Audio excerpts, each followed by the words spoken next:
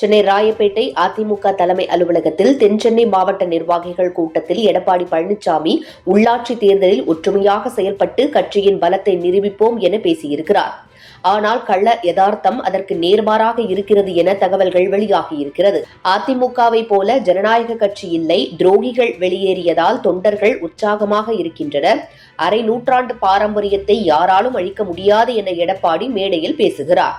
ஆனால் உண்மையில் கோவையில் அண்ணாமலையை எதிர்த்து 2,36,490 வாக்குகள் வாங்கிய சிங்கை ராமச்சந்திரன் போன்ற உழைப்பாளிகள் மனசாட்சிக்காக விலகுகிறேன் என கட்சியை விட்டு வெளியேறியிருக்கிறார்கள். மாணவரணி, இளைஞரணி, ஐடி பிரிவு முதல் கிளை செயலாளர் வரை எடப்பாடி இருந்தால் நாங்கள் இல்லை என்ற குரல் ஓங்கி ஒலித்து வருவதாக கூறப்படுகிறது. 10 ஆண்டு உழைத்தவர்களுக்கு அங்கீகாரம் இல்லை, எடப்பாடிக்கு ஜால்ரா போடுபவர்களுக்கு மட்டும் பதவி கிடைப்பதாக அதிமுக நிர்வாகிகள் தெரிவிக்கின்றனர். மேலும் கருத்து சொன்னால் ஓரங்கட்டப்படுகிறார்கள். எம்ஜிஆர், ஜெயலலிதா ரத்தம் சிந்தி வளர்த்த இயக்கத்தை தனது குடும்ப சொத்தாக நடத்தும் போக்குதான் இன்று அதிமுக சட்டப்பேரவையில் எதிர்க்கட்சி அந்தஸ்தை கூட இழக்க காரணம் எனவும் கூறுகின்றனர். இரட்டை இலையில் ஜெயித்தவர்களை கூட தக்க வைக்க முடியாத தலைமை உள்ளாட்சியில் என்ன பலத்தை நிரூபிக்கப் போகிறது என பலரும் கேள்வி எழுப்பி வருகின்றனர். பெண்களுக்கும் இளைஞர்களுக்கும் முக்கியத்துவம் என எடப்பாடி சொல்கிறார்.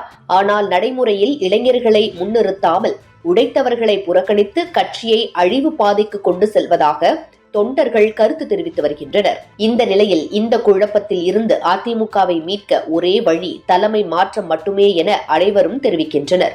அந்த இடத்திற்கு கழக உறுப்பினர்களும் இளைஞர்களும் ஒருமித்த குரலில் கேட்பது கோவை மண்ணின் மைந்தர் SP வேலுமணியைத்தான் தெரிவிக்கின்றனர். ஏனெனில் SP வேலுமணி அடிமட்ட தொண்டனாக வந்து அமைச்சரானவர்.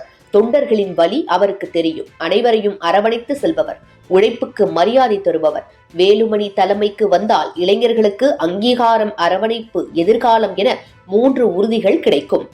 மாணவரணி, இளைஞரணி, ஐடி பிரிவு மீண்டும் தலை நிமிரும். ராமச்சந்திரன் போன்ற உழைப்பாளிகள் கட்சிக்கு திரும்பி வருவார்கள் என கூறி வருகின்றனர். பொதுச் செயலாளர் பதவி பறிபோவது தெரிந்து தொண்டர்களை உற்சாகப்படுத்துவதற்காக இதுபோன்ற பொய்யான கூற்றுகளை கூறி வருகிறார் எடப்பாடி பழனிசாமி. ஆனாலும் அனைவரும் உள்ளாட்சி தேர்தலை நோக்கித்தான் அடுத்து செல்ல போகிறோம். ஆனால் பொதுச் செயலாளர் கண்டிப்பாக மாறித்தான் ஆக வேண்டும் என்ற உறுதியுடன் இருந்து வருகின்றனர். எடப்பாடியின் வெற்று வார்த்தைகளால் அல்ல, வேலுமணியின் செயல்பாட்டால் மட்டுமே உள்ளாட்சியில் அதிமுகவின் உண்மையான பலத்தை நிரூபிக்க முடியும்.